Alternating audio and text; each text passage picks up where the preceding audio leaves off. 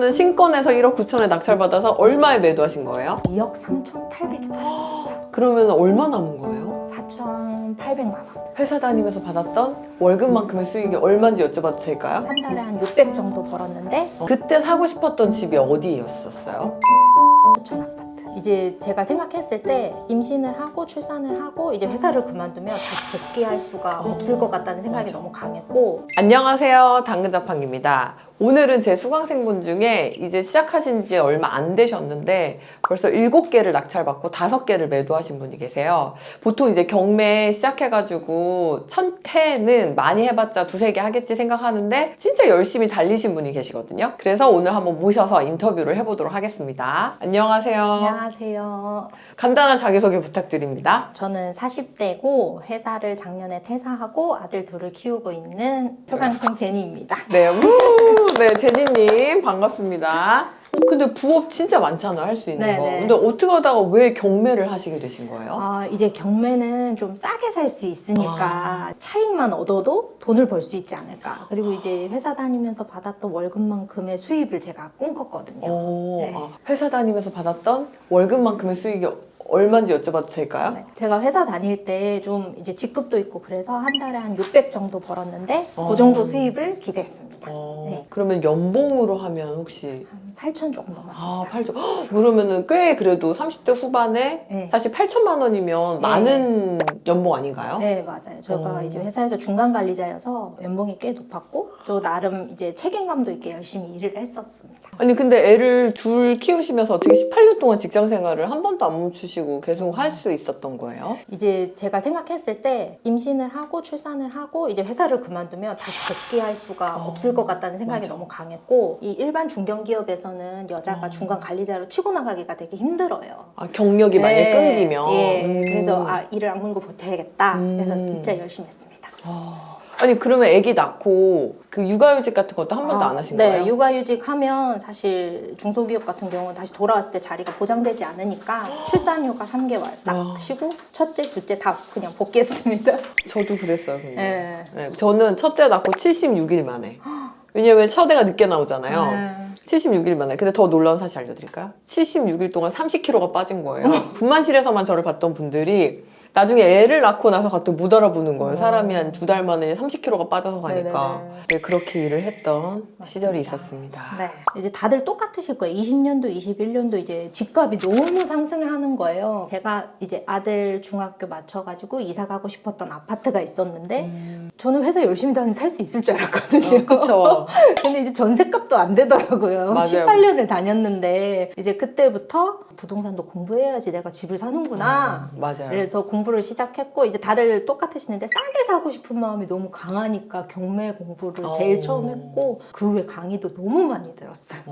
그러면 그때 사고 싶었던 집이 어디였었어요? 아파트 이름을 말해도 네, 되는 뭐 거예요? 동네나 뭔가 얘기하셔도 돼요. 올림픽 공원 근처에 있는 아파트였어요. 올림픽 공원 근처에 아파트가 엄청 많은데? 네. 올림픽 선수촌 아파트. 되게 좋았던 게 이제 단지 안에 학교가 있고 올림픽 공원에 가서 거기 되게 큰 빵집이 있어요. 그 빵집에서 저 알아요. 네, 아침에 먹는데 너무 여유롭게 주민분들이 나와서 산책하고 네. 이게 너무 부럽더라고요. 저는 매일매일 전투처럼 살고 있는데 그니까. 그러다 보니까 약간 저 혼자만의 로망이 돼버렸어요. 그 아파트에 살고 싶다. 야, 근데 여기서 진짜 저도 착각했던 것 중에 하나가 저도 12년 동안 근무하다 퇴사했잖아요. 저도 그렇게 열심히 일하면 내가 원하는 집에 살 수 있을 거라고 생각했거든요. 근데 저 말고 대부분의 직장인들이 지금 열심히 살면 내가 원하는 그 집에 살 수 있을 거라고 착각하더라고요. 네네. 근데 지나고 나서 보니까 사실은 그게 아니었어요. 내가 맞아요. 내 일을 해야지만 원하는 것들을 얻을 수 있다는 걸 회사를 나오고서야 깨달았습니다. 근데 그때 그 집값이 확 올라갔던 시기에 소위 말하는 벼락거지가 되신 거잖아요. 네, 맞아요. 그럼 그전에는 왜 관심이 없었던 거예요? 그전에는 제가 회사만 다니다 보니까 월급을 차곡차곡 모아서 집을 살 수 있다라고만 생각을 했지 뭔가 투자를 통해서 집을 살 수 있다라는 생각 자체를 못했고 제가 회사 일에 너무 만족을 하고 있었거든요. 그래서 정말 이제 회사에서의 승진, 그다음 팀 운영 이런 거에만 관심을 가지다 보니까 벼락거지가 돼 있더라고요. 아니 근데 맞벌이 하신 거예요? 아니면 혹시 어떻게... 저희는 계속 맞벌이였어요. 그러면 두 분이 합하시면 월에 1,000만 원 이상 버신 건가요? 네. 그러니까 더 착각하고 살았던 것 같아요. 우리는 잘 살고 있다. 그러니까 월에 1,000만 원을 맞벌이 부부가 1,000만 원 넘게 벌어도 서울에 원하는 집을 살기가 쉽지 않은데 사실 지금 그것도 못 버시는 분들이라면 네. 사실상 더 불가능할 수 있겠네요. 그렇죠. 가슴이 아픈 맞습니다. 현실이네요. 네. 그러면 저 궁금한 게 저한테 오시기 전에 강의 많이 들으셨다고 네, 했잖아요. 가장 먼저 들었던 강의가 뭐예요? 경매였어요. 어... 네, 경매 강의를 가장 먼저 들었는데 이제 거기서 들을 때는 경매 뭐 재개발 뭐 엄청 들었는데 다들 똑같은 게 그래서 끝나고 나면 내가 뭘 해야 돈을 버는 거지? 강의는 많이 들었는데 도대체 뭘 해야 내가 이 돈을 벌 수 있을까? 이 강의료라도 저는 뽑고 싶은데 투자를 했으면 이게 수익이 와야 되는데 그러다가 이제 장근자판기 선생님 만나고 매주 리포트를 썼어요, 제가. 맞아요. 네, 매주 리포트를 쓰다 보니까 입찰도 다니고 하다 보니까 돈이 들어오는 거예요. 그래서 수익화를 하는구나. 맞아요. 그래서 저는 이제 딱 얘기하잖아요. 모의 입찰하고 그냥 가지 맙시다. 네. 그리고 이거 너무 좋네요. 막 이렇게 얘기하잖아요. 근데 우리 제니가 갖고 온 물건은 정말 다 너무 좋은 물건밖에 없었어요. 그 저는 항상 개인적으로 진짜 이게 바깥으로 얘기는 안 하지만 정말 열심히 하고 있을 거다, 본인은. 그리고 이렇게 해야지 이만큼의 결과가 나오는데 이거 사람들이 좀 알았으면 좋겠다. 근데 티를 워낙에 안 내시더라고요. 근데 어때요? 진짜 열심히 하고 계시는 거 맞죠? 네, 사실 당근자판기 쌤한테 리포트 2개를 보내려면 부동산은 거의 10군데를 조사를 해요. 10군데를 조사해서 소장님들이 동일하게 손님 있다, 잘 팔린다 하는 것만 올려드려요. 그래서 괜찮은 물건이 가는 것 같지만 저 탈락한 8개가 있다는 거. 그런데 이제 저한테 8개를 보내시는 분이 있어요. 8개를 보내면 선생님 골라주세요 이러거든요. 그러니까 뭐냐면 아직 모르겠고 사실은 걱정도 많고 이러니까 찍어주세요. 근데 사실 그렇게 해서 실력이 늘지 않으니까 제가 다시 조사하시고 하나를 고르세요. 그럼 피드백 드릴게요. 이렇게 말씀드릴 때 많아요. 네. 아니 근데 저 갑자기 궁금한 게 지금 1년도 안 된 시점에 7개를 낙찰받고 5개를 매도하셨는데 이렇게 잘하시는 분이 왜 이전 강의를 들었을 때는 왜 못하셨을까요?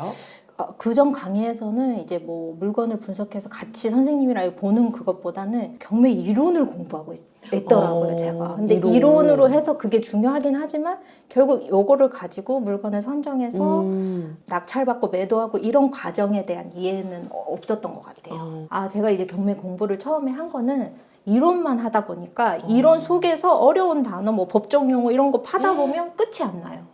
근데 거기에 매몰되면 제가 돈을 벌 수가 없더라고요. 그래서 이제 물건을 선정하고 이제 입찰 다니고 이런 과정을 해서 돈을 버는 걸 이제 선생님 통해서 하게 된 거예요.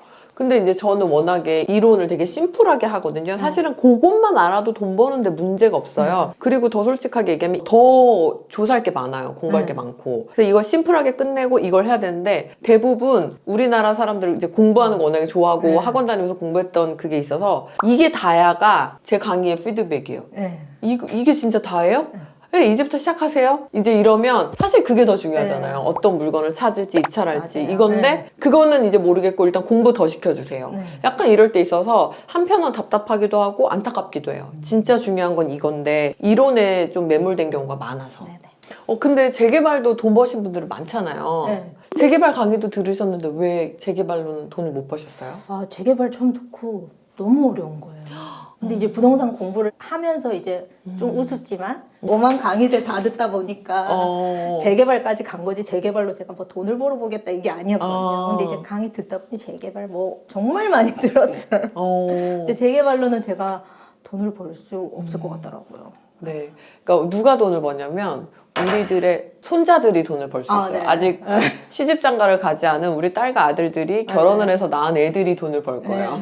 전 지금 벌고 싶은데. 시간이 너무 오래 걸려 재개발 돼가지고. 그러면 처음에 경매 저랑 시작하실 때 투자금이 얼마셨어요? 저는 이제 회사를 퇴사하면서 받았던 퇴직금 1억. 그걸로 시작했어요. 1억으로. 네, 대단하시네요. 1억이면 종잣돈이 꽤 큰 편인데. 네, 맞아요. 그러나 내가 18년 동안 이렇게 열심히 일한 결과라고 생각을 하면 어땠어요? 1억밖에 없더라고요. 그치. 제가 18년간 일해서 쌓았던 게 1억이네? 이게 끝이네?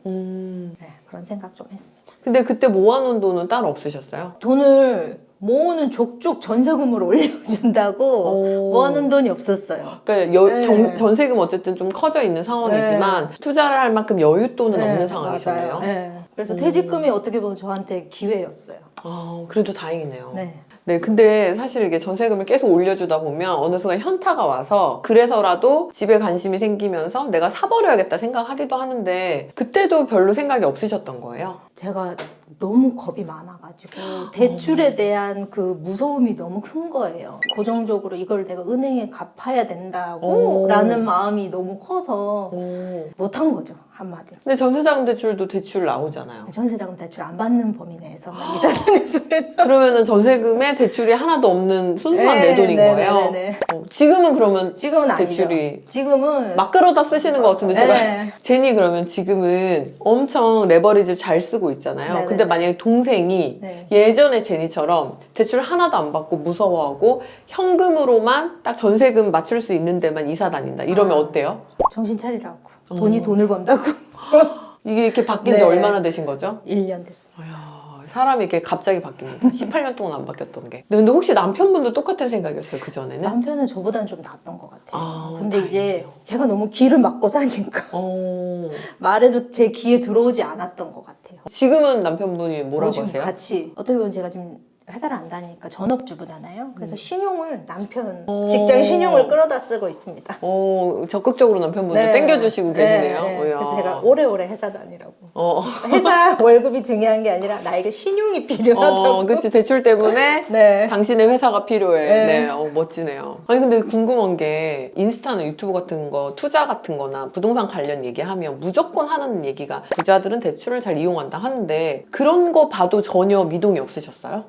네, 제가 좀 바보 같아가지고 없었어요. 그냥 회사 다니고 있다가 그때 한번 저기 이사 가고 싶었는데 뭐지? 이렇게 되면서 그때부터 이제 관심 가지고 뭐 대출도 지금은 그 끌어다 혹시 쓰고 이런 하고 생각은 안 했어요? 저 바보들 대출 많이 받으면 망하는데 저 어떻게 하려고 저렇게 대출을 받아서 투자를 하나 이런 생각 안 했어요? 그런 생각까지는 안 했는데 저 사람들은 무슨 생각으로 저렇게 할 수 있었을까? 나는 못 하겠는데 무서워서. 무서워서. 네.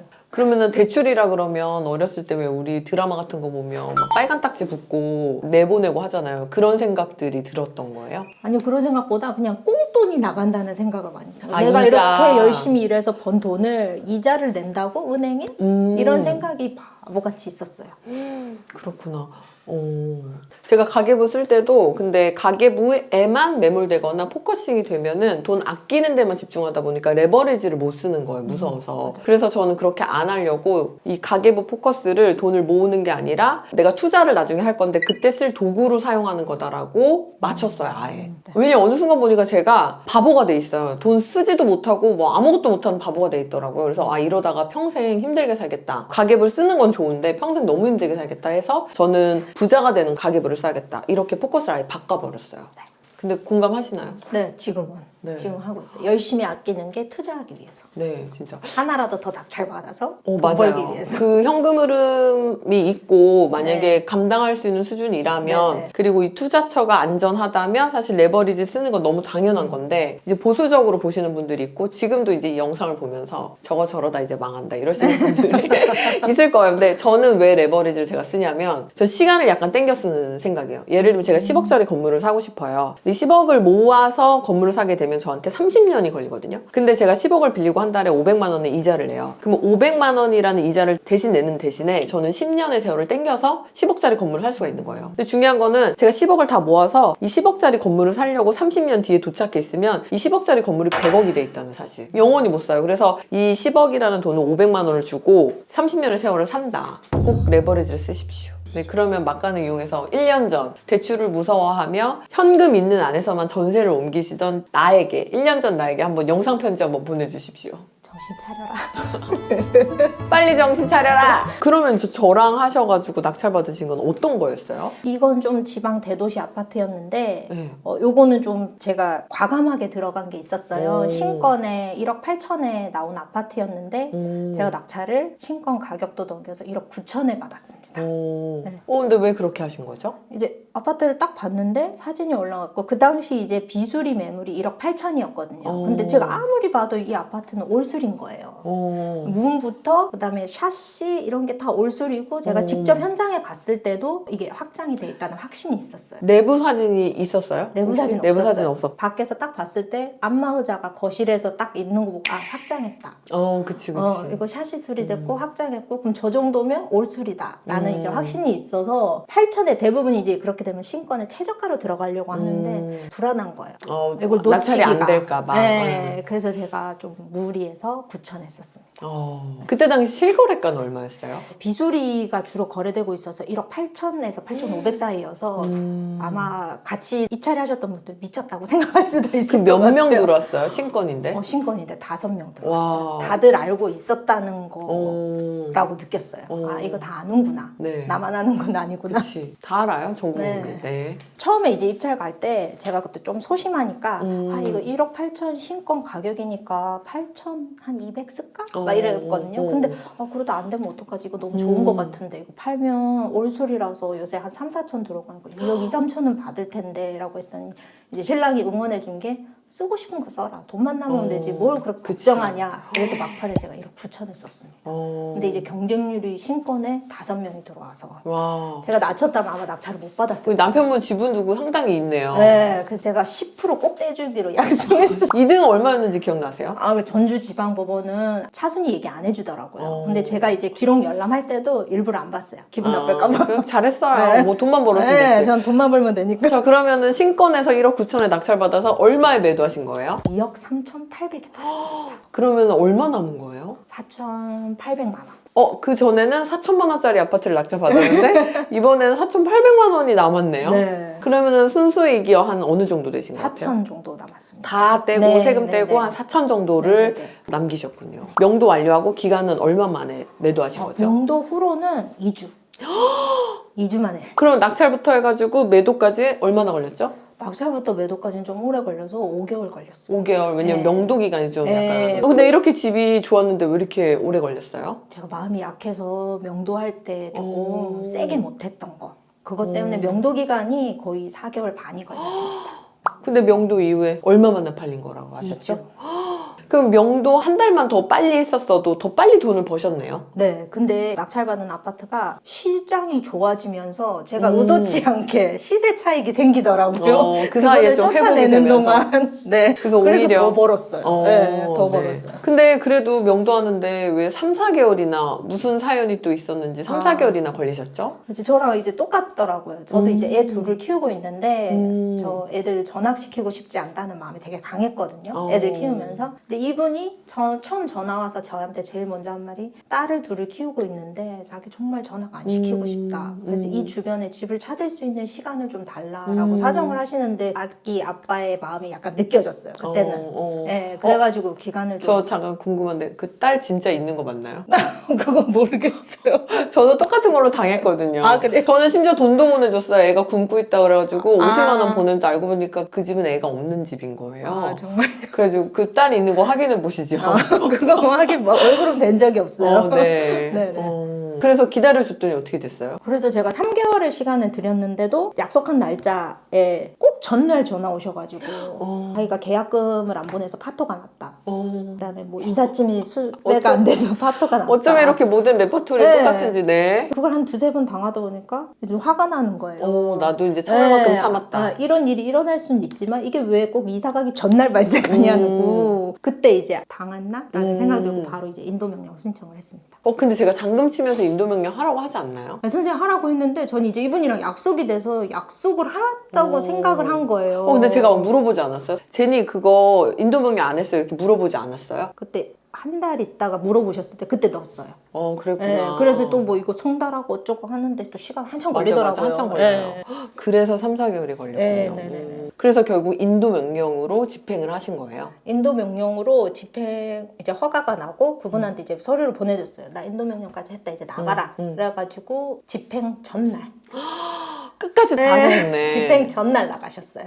저는 지금도 기억에 남는 게 집행을 했거든요, 저희는. 네. 집행을 했는데 자기 짐을 이제 아파트 복도에다 이렇게 모아놓은 거예요. 집행을 당한 거예요. 그러더니 그 짐을 챙기시면서 뭐라는 줄 아세요? 잘 살았다 그래도 이러고 짐을 들고 나가셨어요. 그러니까 그런 게 없어요. 미안함이나 아니면 네. 내가 쫓겨났다라는 이런 느낌 없이 그냥 버틸 때까지 버티다 난 잘 살았다. 이런 걸로 나가시더라고요. 그래서 정말 세상엔 다양한 사람들이 있구나 다시 느끼는 순간이었죠. 제가 이거 하면서 이게 아무리 우리가 문자로 계약에 관련해서 얘기를 했어도 사람 말을 믿으면 안 되는구나. 나갈 때까지 끝난 게 아니다. 맞아요. 라는 걸 느꼈습니다. 끝날 때까지 끝난 게 아니죠. 네. 맞아요. 그래서 저도 경매하면서 생긴 습관 결단 중에 하나가 사람을 믿는 게 아니라 저도 법을 믿고 절차를 믿게 됐어요. 저도 이제 회사 생활할 때는 대부분 이렇게 메일로 확답을 받으면 끝이라고 생각했거든요. 그게 이제 일어나기도 했고, 근데 여기는 그게 아니더라고요. 맞아요. 실전이더라고요.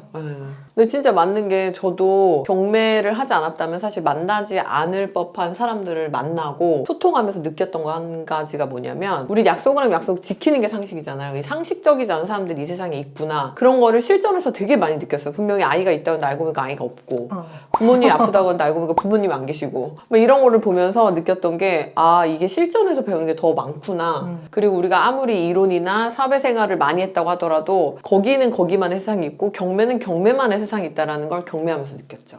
느끼셨죠? 네, 지금은 그래서 바로 인도명령 들어가고 그분이 이사 간다고 하든 말든 제 나름의 절차를 밟아서 계속 문자로 보냅니다. 나 소송 준비 중이야. 어디 하고 있어. 네. 이런 걸 이제 증거로 계속 맞아. 보내서 압박하고 있어요. 맞아, 잘하셨어요. 경매라고 하면 제일 먼저 드는 생각이 명도하는 걸 되게 무서워할 수 있는데 결국엔 법은 제 편이고 절차만 잘 지키면 다 해결된다는 거. 맞아요. 그래서 사실 진짜 바쁠 때는 저는 일부러 인도명령으로 강제 집행하기도 해요. 왜냐면 연락하고 감정 소모하고 에너지를 쏟을 시간이 없는 거예요, 제가. 여유가. 그럴 땐 그냥 집행을 통해가지고 내보낼 때도 있는데 그때 우리가 집행관에 같이 찾아가면 막 화를 내요. 내가 얼마나 전화를 기다렸는데 근데 저는 내용 증명 보내거든요. 그런 거는 하나도 답을 안 하고 이제 왜 이제서야 왔냐면서 이제 화를 내실 때 제가 좀 또 당황스럽죠. 그렇게 해서 명도를 딱 하고 문을 딱 따고 집에 들어갔을 때 기분이 어떠셨어요? 우와 대박이다. 왜냐면 제가 이 문을 열기 전까지는 상상 속에서 수리가 돼 있다라고만 생각을 하고 있었는데 아닐 경우에 큰일 났다라고 생각. 왜냐면 신권을 넘겨서 낙찰 받았으니까. 근데 문을 딱 열었는데 너무 고급지게 해놓으신 거예요. 어머나 그래서 감사합니다. 이분이 나가면서 울었겠구나.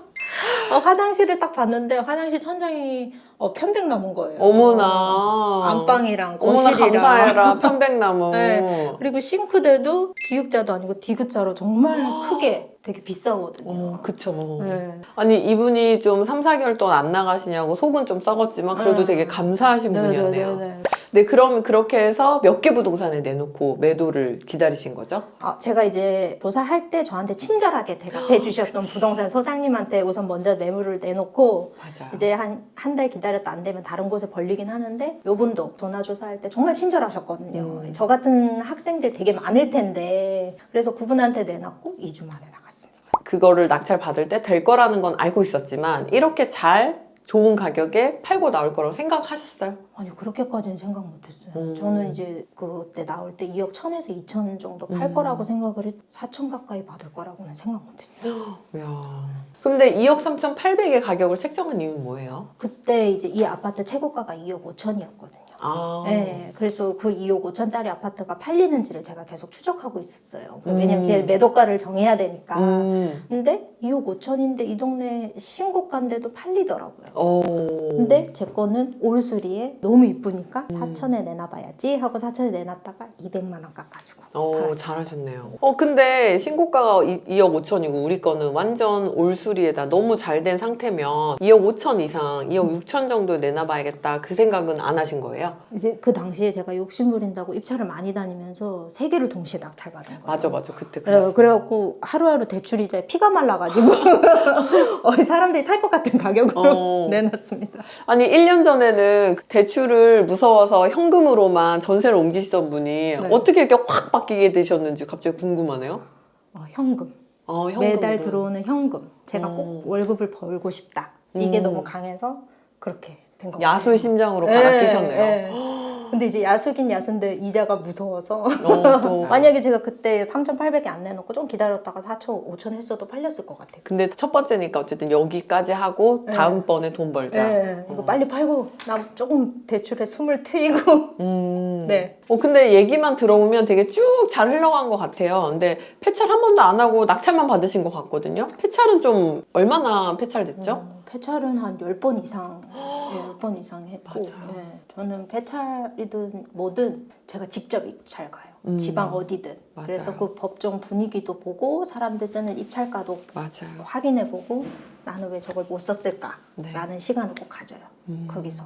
맞아요. 제가 아파트 경매할 때 절대 임장 가지 말라고 이야기하거든요. 사실 그것 때문에 악플도 많이 달리는데 경매는 어차피 시세조사나 그리고 내가 입찰할 금액을 정했고 엑시트 플랜을 정했다고 하면 현장에 가도 알 수 있는 게 생각보다 많지가 않아요. 그리고 우리가 되게 오랫동안 보유했다가 매도를 하는 게 아니라 지금 상태에서 매도를 하기 때문에 사실은 현장에 간다고 한들 달라지는 게 없거든요. 그래서 일단 임장을 가지 마라 그렇게 얘기를 하는데 그러면은 뭐 아예 하나도 안 보고 사냐 그건 아니고 일단 입찰을 하러 그 지역에 갔을 때 간 김에 들리셔서 한 바퀴 돌고 오고 그리고 경매장의 분위기도 봐야죠. 왜냐하면 우리는 전업 투자자니까 분위기도 보고 그러면서 다음번에 입찰할 때 또 참고할 수도 있고 그래서 내려간 김에 단지를 보고 경매장 분위기도 봐야 된다. 저한테 맨날 물어보시는 게 선생님 왜 대리 입찰 안 해요? 이렇게 물어보는데 저는 사실 부동산 경매하는 게 전업인데 우리가 회사 가기 싫다고 알바를 보내진 않잖아요.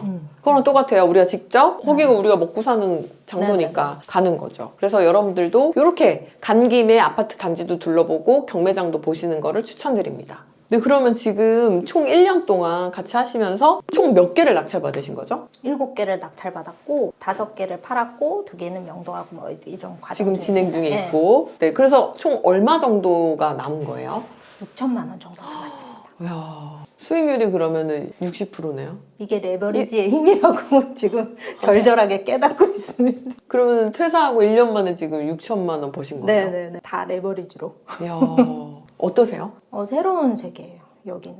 완전 새로운 세계예요. 왜냐면 제가 월급 뭐 더 주고 덜 주고도 없잖아요. 월급은 딱 정해진 금액을 받았는데 여긴 제가 너무만큼 수익이 나더라고요. 네, 그래서 이제 지금 조금 시드가 커졌으니까 내년엔 더 갈아 넣으면 더 큰 돈을 더 많이 벌 수 벌죠. 있겠구나. 그럼 연봉 뛰어넘죠. 네네네. 항상 말씀드리는 게 퇴사하고 싶어요 하시는 분들한테 직장 다니는 것만큼만 경매에 시간을 투자하고 에너지를 투자하면 그거보다 더 번다 이렇게 얘기하거든요 제가. 근데 제 얘기를 일로 듣고 일로 이렇게 슝 나가세요. 근데 정말 진심인 게 회사 일은 열심히 하는데 이게 내 건데 경매는 열심히 안 하시거든요. 그래서 왜 이렇게 열심히 안 하세요? 이러면 요즘 회사가 너무 바빠서요 이렇게 얘기하세요. 그런 분들한테 뭐 혹시 해주실 말씀 있나요? 회사가 바빠도 시간을 내서 하나라도 해보시면 월급 외에 돈을 벌 수 있는 곳이 있고 어떻게 보면 월급을 뛰어넘을 수도 있다. 회사에 쏟았던 에너지의 한 반만 써도 네, 그러니까 한번 해보시라고 꼭 해야지 느낄 수 있다고 말씀드리고 싶습니다. 맞습니다. 앞으로의 목표는 어떻게 되세요? 1차 목표는 제 회사 다닐 때 연봉을 뛰어넘는 것이 목표고요. 이제 연봉을 뛰어넘는다는 확신은 있거든요. 네, 그래서 뛰어넘으면 2차로 제가 아까 가고 싶었던 그 아파트를 매수할 계획이고 네. 이제 3차는 제가 배웠던 걸 똑같이 나눠주고 싶습니다. 너무 훌륭하세요. 경매를 하고 싶은 예비 꿈나무들에게 혹시 하시고 싶은 말씀 있으신가요? 처음에 경매를 한다고 하면 주변에서 대부분 부정적인 말들을 되게 많이 해요. 맞아요. 명도가 어렵다더라. 그러다 돈 날리면 어떡할 거냐. 너 대출까지 받아서 해낼 수 있겠느냐. 뭐 맞아요. 이런 말 되게 많이 듣거든요. 맞아. 귀를 닫으셔야 돼요. 우선 내가 열심히 조사하고 내가 조사한 게 확신이 들면 입찰하면 수익으로 꼭 이어집니다. 그러니까 해보시라고. 아무것도 하지 않으면 아무 일도 일어나지 않는다. 네. 네, 맞습니다. 아니 근데 그렇게 갈아넣으면서 10년 넘게 18년 가까이 일하셨고 근데 경매 또 하시니까 잘하시는데 일도 제가 봤을 땐 잘하셨을 것 같거든요. 아니 회사 다니면서 경매하셨으면 더 버셨을 것 같은데 굳이 왜 퇴사를 하신 거죠? 퇴사가